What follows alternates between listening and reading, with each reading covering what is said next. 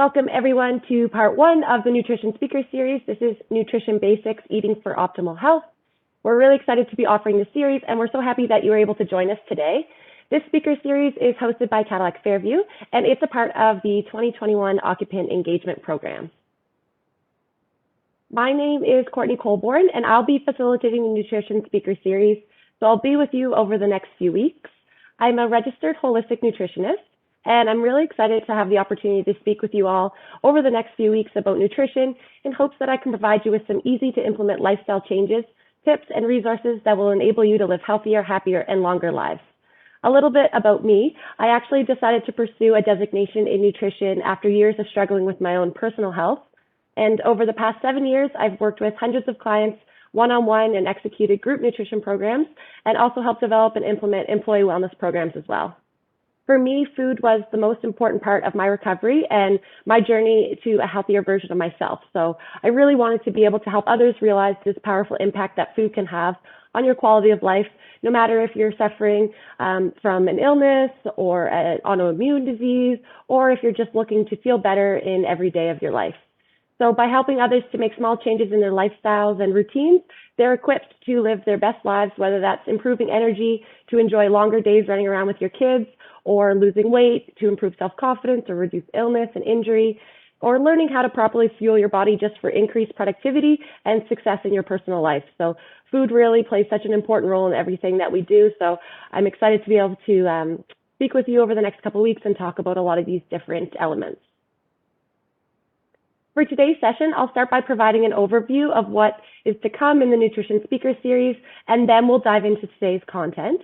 I'll speak about diet culture and how many of us fall victim to yo-yo dieting, but that we really need to make and take a more holistic approach to food and the way that we do that. I'll speak about some of the fundamentals to a healthy diet, what you should focus on eating, the importance of reducing inflammation in the body and boosting your immune system. And then we'll wrap it up with some resources and recipes. If at any point during today's session you have a question, please submit it in the chat box. And you can submit that just to everyone. And from there, my colleagues will be monitoring the chat box for us. And at the end of the session today, if we have a couple minutes, I'll open that up and I'll answer some of your questions. So you'll see on the screen here, we have the upcoming Nutrition Speaker Series sessions and what you can expect over the next couple weeks. First up, like I mentioned, we're on Nutrition Basics, Eating for Optimal Health. And today's meant to be more of the introductory session. From here, the next 3 webinars will dive into more specific topics and really build on the information that we cover today. So I encourage you to sign up for the series, and if you can't make it live, then you can always watch at your own convenience. We'll be making the recordings available from each of the sessions. So following the last one on August 12th, we'll distribute a follow-up email, and that will include links to all the recordings. It'll also have a PDF that includes all of the resources and recipes that I mentioned out through all the webinars. And then there will also be a quick survey. So we ask that you take a few minutes to fill out that survey so Cadillac Fairview can continue to improve the Occupant Engagement Program and really offer initiatives and resources that you feel yourself and your colleagues could benefit from.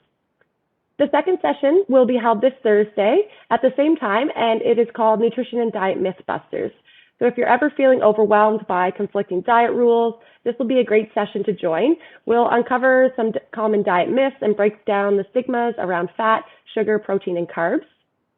From there, we'll take a break for a couple weeks after the long weekend, and we'll resume with the third session on August 10th, and that will be Mindful Eating for Mental Health. In that session, we'll explore not only what to eat to support your mental health, but how to eat with mindful and intuitive practices.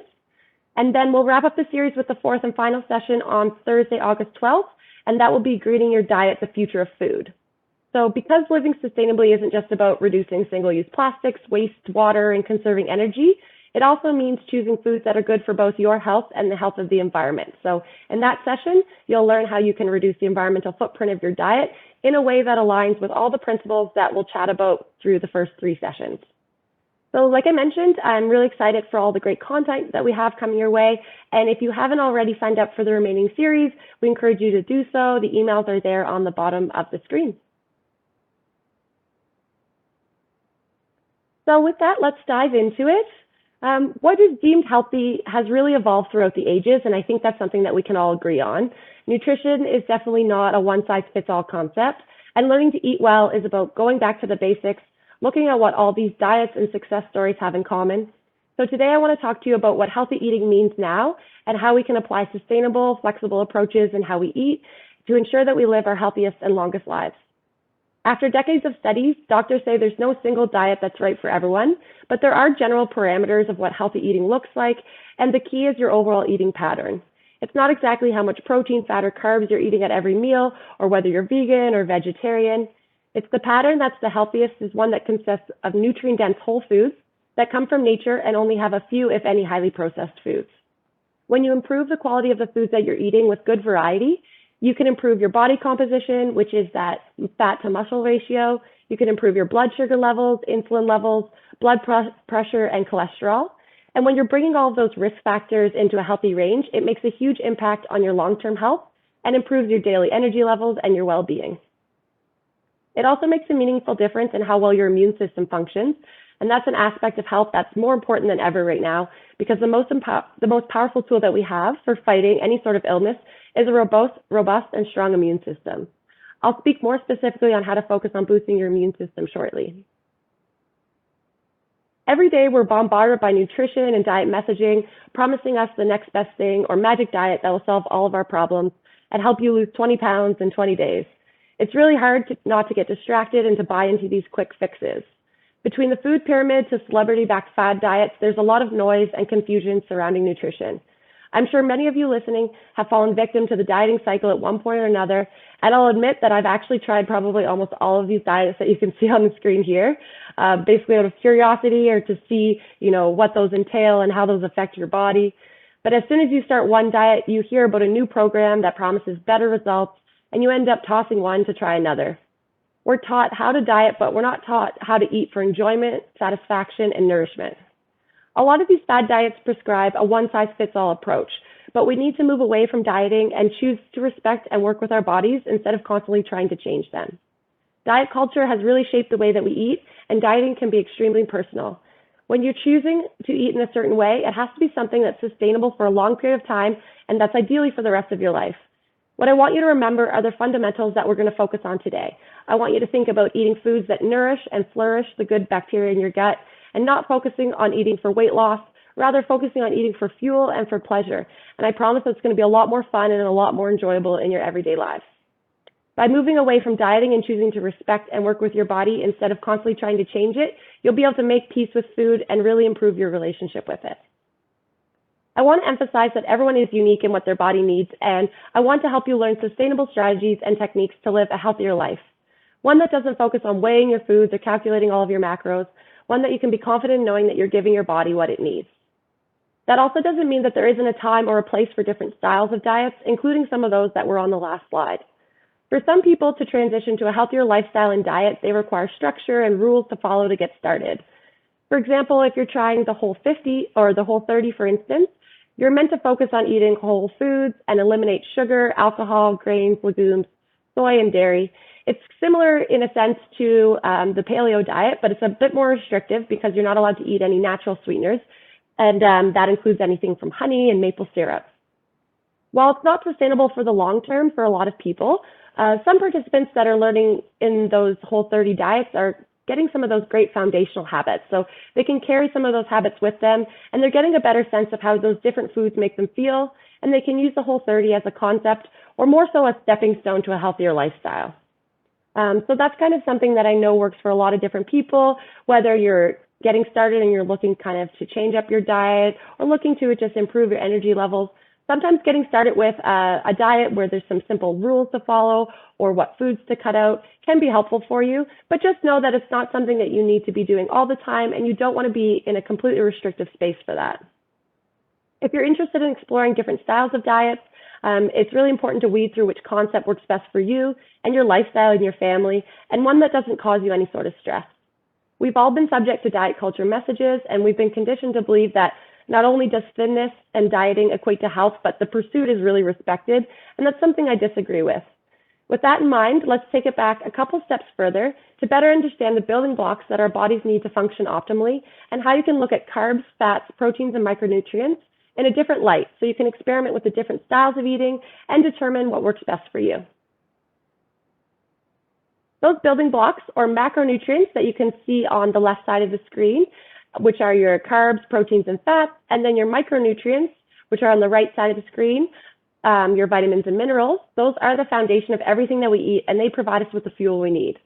On the screen, I've listed a few examples of some great sources for each macronutrient, and you can keep some of these in mind throughout today's session and consider how often you're incorporating these into your diet, or are most of these foreign to you, or how often are you eating them. Your body needs macros to function properly, and they provide you with energy and make up your total caloric intake. Your carbs are your main energy source for your body, but they're not all created equal. Some are easier for your body to break down for energy, like your simple carbohydrates, and others take more time, and those are your complex carbs. When you're making a meal, you want to incorporate healthy, complex carbohydrates that provide your body with the energy it needs while containing a good amount of fiber to help your body rid itself of waste. For proteins, they allow your body to build and repair tissues. It's critical to cognitive function, nervous system health, and healthy hair, skin, and nails. Proteins not only found in animal sources, but many plant-based foods are excellent sources of protein as well, and I've included a couple there on the screen. For fats, they allow you to store energy, make hormones, absorb fat-soluble vitamins, and protect your cell membranes.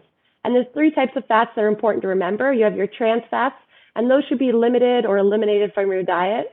Your saturated fats, and those are often solid at room temperature, like butter. And unsaturated fats, and those are kind of known as your healthier fats, so they can decrease your risk of heart disease and other illness.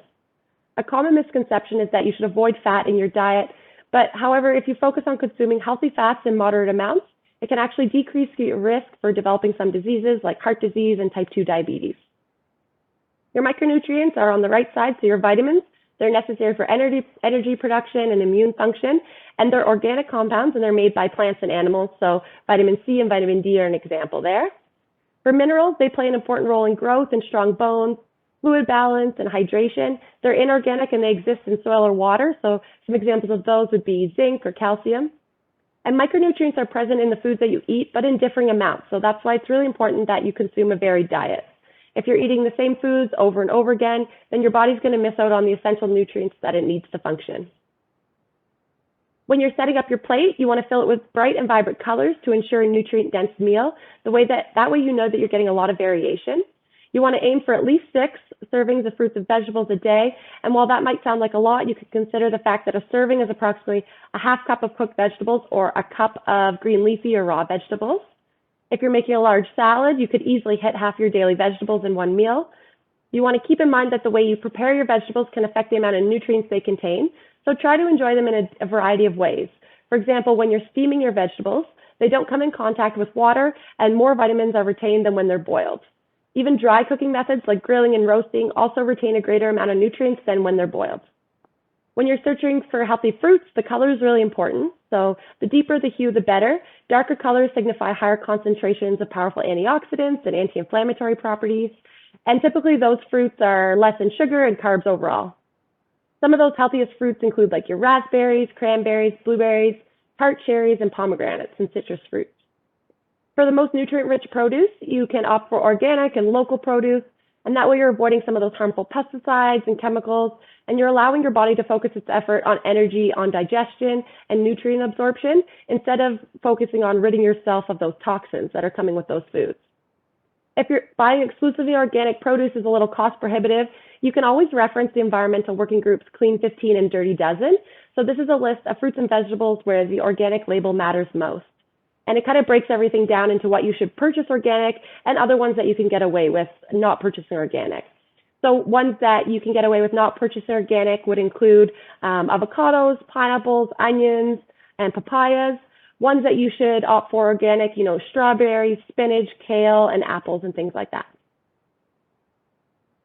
Now that you've received kind of a refresher on some of those basics and fundamentals about how you should be eating, let's talk about what you should focus on eating to build a strong and resilient immune system. And that immune system is going to be so important for you, especially now with everything that's going on in our current environment, but also into the future years. Because as we age, our immune systems gradually deteriorate. So it's really important that we're focusing on incorporating immune-boosting habits and foods from early on. A poor quality diet loaded with sugar, salt, and chemicals is actually second only to smoking in terms of its negative effects on your health and your lifespan.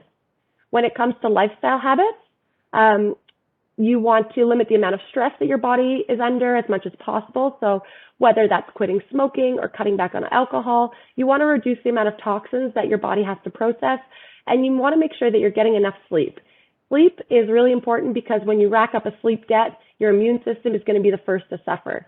When you're sleeping, that's the time when your body's regenerating from the day and turning over new cells, processing that day, and kind of getting you ready for the next.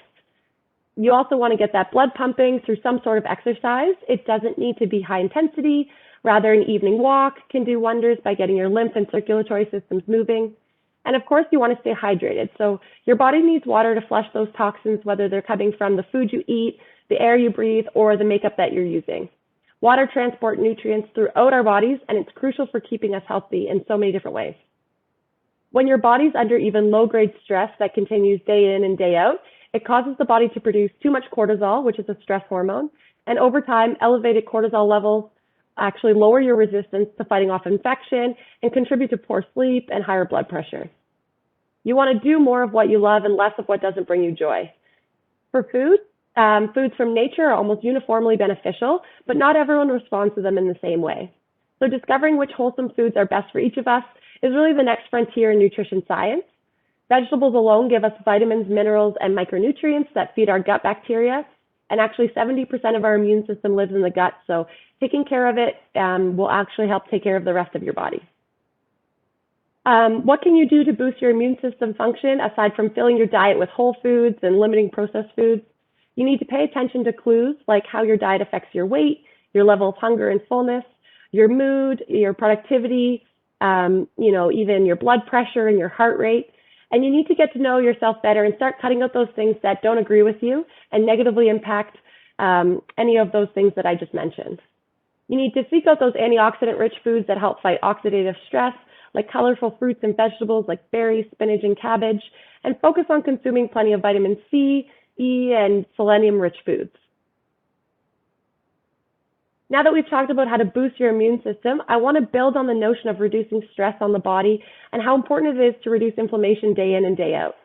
Inflammation is a natural process that helps your body heal and defend itself from harm. But when inflammation becomes chronic, it's really harmful to your immune system functioning, and it just hinders your ability to ward off illness, infection, even colds and flus. Chronic inflammation could last for a couple weeks, months, or even years, and it can lead to various health problems. As part of your body's inflammatory response, your body increases its production of white blood cells, immune cells, and substances called cytokines that actually help fight infection. Acute signs of inflammation could be, redness, pain, heat, or swelling that you'll see more from an injury or something like that. But on the other hand, there's chronic long-term inflammation, and this can often occur inside your body without any real noticeable symptoms. This type of inflammation can drive illness like diabetes and heart disease, fatty liver disease, autoimmune disorders, neurological diseases, bone and joint disease. And what contributes to chronic inflammation includes certain lifestyle factors, of course, some of the obvious ones like smoking or obesity, consuming high amounts of sugar and high fructose corn syrup. All of these factors are really harmful, and they can actually lead to insulin resistance and diabetes. Scientists have also hypothesized, though, that consuming a lot of processed foods and refined carbs like white bread can contribute to inflammation, and trans fats have been shown to damage endothelial cells that line the arteries. Vegetable oils are another one, so they're used in many processed foods, and having an imbalance in your omega-3s versus 6s can promote inflammation. So with that, if you want to learn a lot more about oils, I'll be talking about that on Thursday's session, kind of breaking down, the good, better, best of different types of oils, what to choose for different types of cooking and things like that. So really interesting points there. In terms of inflammation, though, it really just boils down to the fact that every choice we make about our health is either a pro-inflammatory choice or an anti-inflammatory choice. So years of pro-inflammatory choices are going to lead to chronic inflammation, but it doesn't mean that it's something that you can't reverse and turn around for a healthier lifestyle going forward. Some of those early signs of chronic inflammation may look like some of those I've listed on the screen here. So maybe you feel aches and pains in your joints regularly, you're stiff getting up from your desk, maybe you feel like you're constantly getting sick all the time, or you have issues with digestion, or you're often feeling fatigued. Doctors can actually test for inflammation, so they can test different markers in your blood. So by testing for high levels of homocysteine or elevated HDL and blood glucose and other markers, once you learn about the inflammation that's occurring in your body, you can better assess what foods you should be eating and how to build a custom diet that will help you live, your healthiest and fullest life. Also, learning how specific foods influence the inflammatory process is the best strategy for containing it and reducing long-term disease risk. Let's touch on some of those anti-inflammatory foods that are important to incorporate into your diet. In your diet, you should focus on eating anti-inflammatory foods that contain antioxidants, so those help reduce levels of free radicals in your body. Free radicals are those reactive molecules that are created as a natural part of your metabolism, but they can lead to an inflammation when they're not held in check and when there's a serious imbalance of those. So an anti-inflammatory style diet is just one that has a healthy balance of protein, carbs, and fats at every meal, and also meets your needs when it comes to vitamins, minerals, fiber, and water.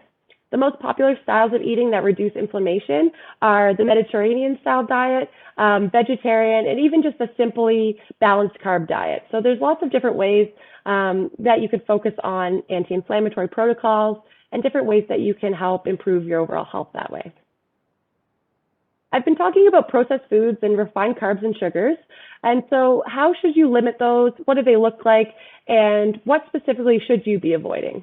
On the screen here, I kind of have a scale from the left side, which is your minimally processed, over to the right where your heavily processed foods. Processed foods actually include anything that's transformed from one form into another. So for that reason, a lot of the foods that we eat are processed, but they're not all bad. They come in many forms, from grinding grain to make flour and whole wheat bread to pasta, pastries, or protein powder. It's more than just boxed mac and cheese and chips. Some processed foods do have a place in your diet, but knowing what's good and bad will help you make smarter choices when you're at the grocery store. Processed foods kind of fall on the spectrum here from minimally to heavily processed. Minimally processed would include anything from even just roasted nuts, cut vegetables, even frozen fruits and vegetables. A lot of those are processed at their peak to lock in their nutritional quality and their freshness. Then as you start to move right on the scale, you get to kind of canned vegetables and tunas. These often have some additives or preservatives in them to help them last longer, or maybe just some salt and spices for flavor.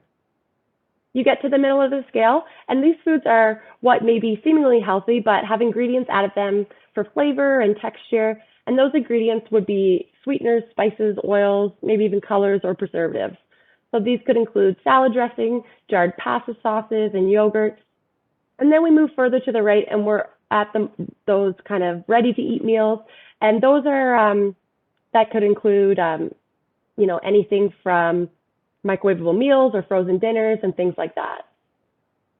Finally, so of course, by cooking more of your own meals with simple ingredients, you can reduce the amount of processed foods that you eat. But, time, ability, and even just your desire to cook may not be on your side. Simple ways to limit the amount of processed foods that you eat start with focusing on the left side of that scale and shopping the perimeter of the grocery store, filling your cart with proteins, vegetables, those complex carbs and eggs and things like that, and then filling in the gaps with those healthier, minimally processed foods where possible. When we talk about shopping the perimeter, it really means that as you go into the store, the items that are most conducive to helping you be successful in consuming a more whole food diet are around the perimeter, and those processed foods and home items live in the center aisles. This doesn't mean that you shouldn't be eating any sort of boxed food. There are healthy crackers, pasta sauces, and things like that that are out there. But what is important is that when you're shopping for foods in those center aisles, and when you're looking for things like crackers, cereal, granolas, or grains, for example, it's just really important to be reading the labels and looking for hidden sugar or sodium and things like that. When you're better understanding what's in the food that you're eating, you'll be equipped to make healthier choices with the things that are available to you. Let's look a little bit closer at how to read a nutrition label. One, don't rely on the claims on the front of the product box to tell you the full story of the product. Marketing pitches and government-approved claims like low fat and light can still mean that the product is high in fat or sugar and salt. And it means that you shouldn't be evaluating a product based solely on that one item that you're seeing on the front of the box. This also means that, for example, like fat, sugar, and carbs or salt content, again, these can all vary throughout it. While a product may be low in fat, it could be packed full of sugar. Let's take this Nature Valley granola bar as an example. On the front, it draws the consumer in with healthy claims, from the 100% natural oats, just 2 grams of saturated fat. But when you look at the nutrition facts and the ingredient list, there's a lot more to consider that actually makes this an unhealthy snack. So that brings me to two. You want to make sure you're reading the nutrition facts label and the ingredients list. The black and white nutrition facts label and the ingredients list are the most important details on the package. An item might say trans fat free on the front, but when you look at the ingredients list, it's packed with soybean or palm oils or other highly processed vegetable oils that cause those inflammatory responses in your body. The order in which ingredients are listed is based on the quantity within the product. So the first ingredient has the greatest amount, with those following in descending order in smaller amounts. So with the Nature Valley bar here, the first ingredient is almonds, which is great, but unfortunately, the second is corn syrup, followed by oats, then more sugar with a different name, palm kernel oil, and the list goes on. For three, you want to look at the serving size and the servings per package. So decades ago, many products were just only single servings. A candy bar was always one serving. But today, you can be easily fooled. Some products are supersized or larger, and one that you may think is a single serving is actually multiple servings. So just make sure that you're looking at the calories per serving and serving size to get a better understanding of the actual caloric content of what you're eating. Four, you want to check the calories from fat and the types of fat in the product. As adults, you should be getting about 20 to 35% of your total calories from fat and from good quality fats, not from things like palm kernel oils or soybean and corn oils. You want to try to avoid saturated fats and those partially hydrogenated fats in the ingredient list as well. Because you should be aiming for about 20 to 35% of total calories from fat, try to choose products that have 20% or less calories from fat in their ingredients labels. So you can determine that percentage calories from fat by just dividing the number of calories from fat by the total calories. And then five, make sure to check the sodium and sugar content. Don't bother with the daily value percentages that you'll see in the nutrition facts chart. Instead, you want to look at the number of milligrams of sodium that the serving contains. So there are different guidelines regarding the amount of sodium you should consume daily, but as a general rule of thumb, if you aim to have less than 1,500 or 2,300 milligrams a day, that's according to American Heart Association and the CDC. This Nature Valley bar has about 8 grams of sugar for only a 1.2 ounce bar, so this is a small bar, small serving. And those sugars aren't coming from any natural fruit sugars. They're actually added refined sugars from corn syrup, sugar, honey, fructose, and just to name a few in this bar. Also, not to mention with this bar, this little small bar will just because of all these different types of ingredients in there with not really a good, robust combination of all those carbs, fats, and proteins in there, it's going to cause a major spike in your blood sugar, and then you're going to be followed by a quick crash. So it's not going to be providing you with that sustained energy that you need. When you look at another bar as an example, kind of on the opposite end of the Nature Valley, RX bar is an example of a protein bar that has really simple ingredients and a good ratio of the nutrition stats. It's ranked one of the healthiest protein bars on the market, and that's actually by registered dietitians, mostly because of its really simple and recognizable ingredients. This one's just dates, egg whites, almonds, cashews, chocolate cocoa, natural flavor, and sea salt.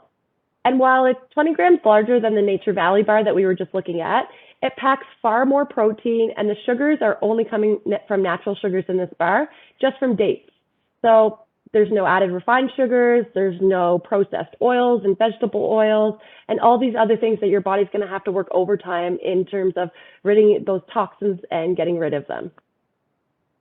This one does have 50 more calories than the previous bar, but you're going to be staying full for much longer from this than that Nature Valley. You're going to have a lot more sustained energy, and it's just going to align a lot better with, some of those goals that you're looking for, even if it's just looking for a great snack to get you through the afternoon or to get you through the morning and something like that. So this is one I encourage you to check out. They have a ton of different flavors and usually carried at most mainstream grocery stores right now. Over the last few decades, there's been a number of chemicals added to our foods and other products, and those have just continued to skyrocket. Once one thing gets banned, there's another way to rename something or come up with a new preservative or chemical and kind of hide those in our products. We add preservatives to keep our foods fresh, and we add chemicals to them to make them look more appealing. And we did it all for what kind of seemed like good reasons at the time, but we're learning that many of those chemicals can cause real harm.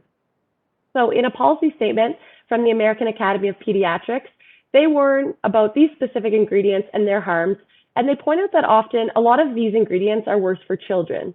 And this is because children are smaller, their dose of any given chemical ends up being a lot higher than an adult, and their bodies are still developing, so they can be at more risk of harm from these chemicals because they're young and these chemicals have way more time to do more damage in their body, and especially if they're consistently eating these things on a regular basis. Most convenience foods, especially those targeted at kids, contain chemicals that research has shown interfere with brain and nervous system development, endocrine system development, and a lot of behavior issues. So in particular, the policy statement warns about artificial food colorings. So they've been found to increase symptoms in children who have attention deficit hyperactivity disorder or ADHD, and they're found in all sorts of food products, so especially those marketed for children. For example, Kraft mac and cheese, it was only in 2016 that they removed artificial food coloring, notably yellow dye number 5 and yellow dye number 6 from their product. Instead, now they are maintaining the bright yellow color that you see in that Kraft mac and cheese by using more natural ingredients, paprika and turmeric, to name a couple of those. And while they said that they just decided to pull the dyes in response to growing consumer pressure for more natural foods, so many claims that those specific dyes, yellow dye number 5 and 6, have been linked to ADHD in children, and they've been rising more and more so in recent years. So putting food dyes under a sharp focus once again. So those are two things that you should definitely keep an eye out for on any of those products that you're buying. Nitrates and nitrites. So these can interfere with your thyroid as well as the blood's ability to deliver oxygen to the body. And they can also increase the risk of certain cancers. So they're used to preserve food and enhance its color. Manufacturers add nitrates and nitrites to foods such as even cured sandwich meats, bacon, salami, sausages, and they give them color and kind of protect and extend their shelf life. When they're added to processed foods in this way, both nitrates and nitrites can form nitrosamines in the body, and that could actually increase your risk of developing certain diseases like cancer, to note. And they're often unavoidable in some products, so sometimes, there'll be naturally occurring versions of nitrates and things like that, and maybe your cured meats and things, but it's just something to keep in mind and to try to limit your consumption of. It might be hard to kind of avoid them at all costs. In addition to avoiding refined sugars, you and your family should avoid high fructose corn syrup. So unlike sugar, all high fructose corn syrup must be processed by your liver and it's turned directly into fat. So if you're consuming a lot of high fructose corn syrup, you're really taxing your liver and causing more problems for the rest of your body. On food labels, you may see high fructose corn syrup called just glucose fructose or fructose syrup, just because more and more people are becoming aware of those negative impacts of high fructose corn syrup. But again, like I mentioned earlier, just finding different ways to name these types of ingredients. So just keep that in mind. Usually it's commonly found, in your soft drinks, even sweetened fruit drinks, canned fruit, boxed desserts, some flavored yogurts even will have some of these added sweeteners in them, or even your condiments, like some ketchups, jams, and jellies. So just something to keep an eye out for there. And these three that I just mentioned are just some of those harmful ingredients that could be found in everyday products. So I encourage you to do some research and just be conscious of what you're choosing to feed your family. With most of these, a limited exposure is fine. And as long as you're making an effort to avoid them, more often than not, you'll be 2 steps ahead. But it's just something to be conscious of and to consider in everything that you're consuming. It really does come down to the fact that it's your plate and it's your body. Your optimal nutrition approach can depend on factors like age, genetics, gut microbiome, sleep, and stress levels. And you need to consider the bigger picture of how your environment, your lifestyle, and your physiology interact to influence whether a given food or a diet will support your health. If you feel overwhelmed by adjusting the way that you eat, you can just remember that to begin, all you need to do is just take it back to those basics. You want to eat predominantly whole foods like your fruits, vegetables, meats, eggs, beans, legumes, some whole grains, and then you can just adjust from there. And you can never go wrong by cleaning up your diet and reducing processed foods to begin with. From there, it's really about listening to your body. It's about enjoying the eating experience and cultural and seasonal foods of where you are. And it's about ditching those cheat days and remembering that the optimal nutrients that your body needs to thrive and listening to its cues. Cheat days can be really dangerous sometimes. They can kind of lead you into that unhealthy pattern of stockpiling or being super, super healthy or restricting yourself. too much on certain days of the week, and then really leading to more of like a binge or another day that will just cause your body to kind of go into hyper mode there. So I encourage you kind of just an 80-20 rule is a good approach, where you're really conscious and you're making healthy food choices 80% of the time, leaving that 20% of the time to kind of let some of those treats slip in there, or you have some big events where you're just going and you're enjoying and being a part of the experience there. So that's just something important to consider. You can adjust where needed. For instance, if weight loss is one of your goals, then adjusting, the quality and the amount of carbs that you're eating for a week or two and seeing how you feel and how that affects you as an individual and run with it. There's all kinds of different ways. It just depends what your goals are, where you're at in your life, and kind of what's happening with you as an individual. If you do have specific goals in mind, or if you've maybe been recently diagnosed with a condition that requires a specific diet, or you may benefit from eating specific foods for that to support you in a different way, then I always recommend that you speak with a nutrition or a medical professional to find out what you as an individual needs. It's really just time to break free from this restrictive thought process when it comes to food, and it's just really about being smart about the choices you make and the food that you're putting in your body. I promise it really doesn't need to be as complicated as everyone has made it out to be, and you don't need to try all these intense fad diets and get into this cycle of yo-yo dieting. You can just really work with your doctor or your health professional to determine what you need. You can even just get tested for vitamin and mineral deficiencies to create a custom plan of what your body needs as an individual and start from there. But as long as you're making conscious decisions, you're on the right path. I encourage you to join us for the next two sessions if you want to learn more about what your body really needs and how to improve your relationship with food as well. I'd like to just take a couple minutes and share some resources with you.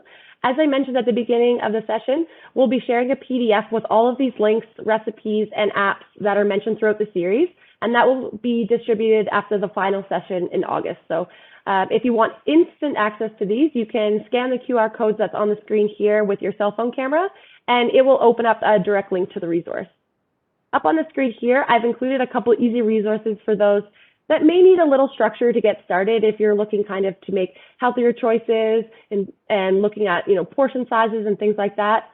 So if you're someone that needs a little more structure or guidance when it comes to better understanding those portions that you should be eating based on your body type, your goals, your exercise levels, then Precision Nutrition actually offers some really helpful resources and ways to look at food that are easy to understand, approachable, and really adjustable to each individual. So the two on the screen here include a guide to liquid nutrition on the left, and that includes how much water you should be drinking, the importance of all beverages, and where different types of beverages fit in there. On days if you're drinking a lot of coffee, how important it is to make sure you're drinking extra water to counteract those dehydrating effects, and other little tips like that. So that's a great one.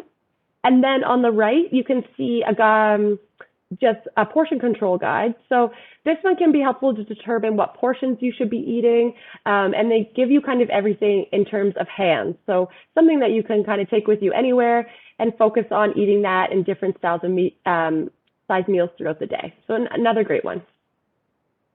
If you want to learn more about reducing inflammation in your body, then the Academy of Culinary Nutrition is another really good resource.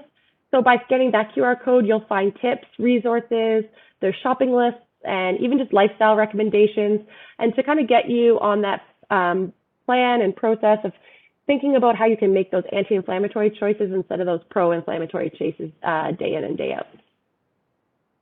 And then finally, I've just included some simple immune-boosting tonic recipes. So these are great to make at home and to have on hand in your fridge. These tonics will help boost your immune system function, deliver powerful antioxidants, fight fatigue and nausea, and just help prevent colds and flus. Really good to have on hand throughout those colder months, or even just if you're kind of feeling like a little bit of a tickle coming in your throat or something like that. There's a few different recipes on that resource there, and I encourage you to check out some other recipes on that website as well. So with that, I will just wrap it up with a few key takeaways. I want you to remember that you should focus on eating for you and what makes you happy. Of course, reducing those processed foods, eating immune-boosting foods, make those anti-inflammatory choices as much as possible through the foods that you're eating and even your lifestyle choices. And be smart about the processed foods that you do buy by reading the labels and be conscious about what you're eating. So we have just a couple minutes now for questions. So I'm going to open it up, and my colleague Ailish will ask me any that have come through. Great, thanks, Courtney. So I actually haven't seen any questions come through on my end. I'm not sure if any showed up over there for you. Well, it looks like I do have Oh, something. It might have just cheese. gone to the Somebody wants to know about cheese. Maybe keys. you could Okay. speak to that a little bit in terms of how it may benefit or hinder your diet.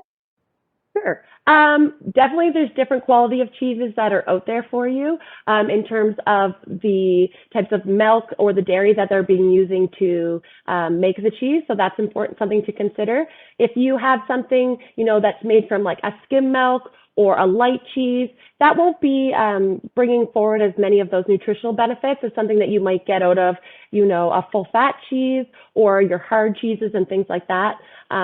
Overall, your hard cheeses are just going to have less lactose in those. So for people that may suffer from issues with digestion or lactose intolerance, your harder cheeses, your old cheddars and things like that, I kind of stick to those. I limit my consumption in those triple cream bries and the really good ones that you might want to tie into some of your recipes, but those are some that you can kind of incorporate and, like I said, save them for the special occasions. Awesome, thank you. Next question is, what do you think about probiotics? Yeah, so probiotics, I've kind of gone through a different cycle with probiotics. There are a lot of great benefits to them. They're great for boosting the good bacteria in your gut, and we kind of have a good and bad bacteria ratio in our gut, so we always want to have more good bacteria than bad bacteria so that we avoid issues with digestion and nutrient absorption. You want to look for a really good quality probiotic because often throughout the digestive process, the probiotics can be broken down through our digestive enzymes and things like that. So by the time they actually get to your gut, there may be fewer left. So something that you can check for in terms of the quality of any supplements, including probiotics, is actually a Labdoor ranking. So you can go on there and see where all these different supplements rank in terms of their purity levels and things like that. So I encourage people to check out Labdoor. Great. Okay, we'll do a couple of quick questions here with the last minute that we have left. So one is for nitrates and nitrates, is the concern about where those are added to things like deli meat? And what about naturally occurring nitrates in some veggies? Are those okay? Definitely, yeah. So you kind of nailed that one. It's about those added nitrites, the ones that are being put into those cured meats. A lot of even if you think about those deli meats or your charcuteries and things like that, they're adding a lot of those in terms of the process of that and bringing those foods to life. So just avoiding those, but again, or just limiting your consumption of those foods. The natural occurring ones are okay in your fruits and vegetables. Those are fine. Some people may be more sensitive to nitrates and nitrites.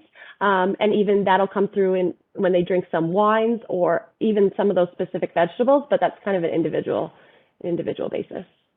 Okay. One more, I think. We've got a few more questions coming in here, but just on the topic of nitrates, somebody's asking, with students heading back to school, it's difficult to avoid deli meats altogether. Are there certain deli meats that you would recommend that maybe are on the healthier side when it comes to that? I would just make sure you're being conscious of the packaging, again, reading those labels on the back. So there are some better options out there that you'll see they have antibiotic-free or hormone-free raised meats that go into making them. You'll see that they have less sodium. I would check definitely the sodium content on the back of the packages and just kind of looking at the ingredients label. So I know there are a few more natural products, or if you kind of go to like maybe a local butcher or something like that, you'll be able to get something that has less of those. If you're cost prohibitive or you're just looking to shop at your main grocery store, again, just check out those labels on there in terms of those things. But yeah. Okay, so we have quite a few more questions, and we don't have any time left, unfortunately, just in the interest of getting everybody back to their day. But two of the questions that I just wanted to touch on that I believe will be captured in the upcoming session. One is asking about different types of protein for vegetarians aside from eggs, and I think you're planning on talking about protein in the next session. And then the other one is they're looking to understand your take on intermittent fasting. So I think again that will probably fall into the diet session that we have coming up. Is that right, Courtney? Yeah, definitely. I will touch on all of that, and I'll make sure I can just incorporate a little bit more since I saw a few of those questions coming through. So yeah, feel free to join the next session and we'll get into some of those details. Fantastic. Well, thank you. I think that's all for today then. Thanks everyone so much for joining, and we hope to see you all back on Thursday at noon. Thank you.